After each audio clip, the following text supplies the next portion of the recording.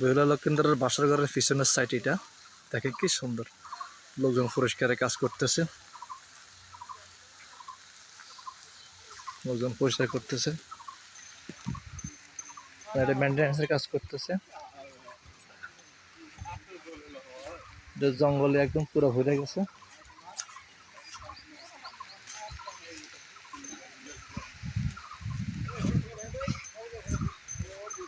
জঙ্গল পুরো ভরে গেছে, তা মেনটেন্যান্স করতেছে লোকজন।